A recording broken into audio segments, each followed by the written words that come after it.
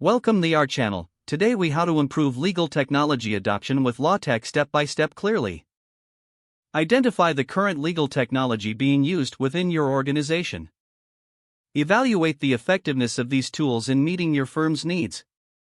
Gather feedback from staff on their experiences with the current technology.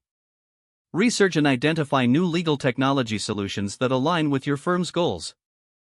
Engage stakeholders from different departments to understand their requirements.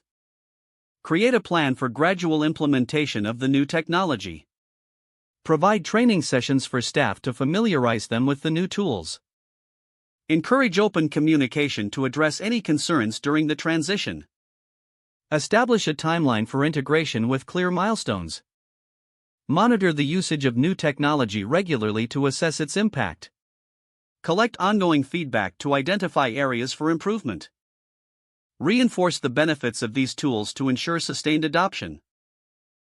Celebrate successes to motivate staff and reinforce positive attitudes toward technology.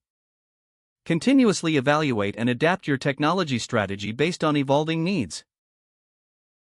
If the page does not load, refresh the browser or try again in a private or incognito window. Make sure you are using the correct email address, then retype it carefully to avoid small typos. If your password is not accepted, use the reset option and create a new strong password you can remember. Check your spam folder for verification or security emails, then complete any requested confirmation steps. Enable two-factor authentication if available to improve account security and reduce unauthorized access risk.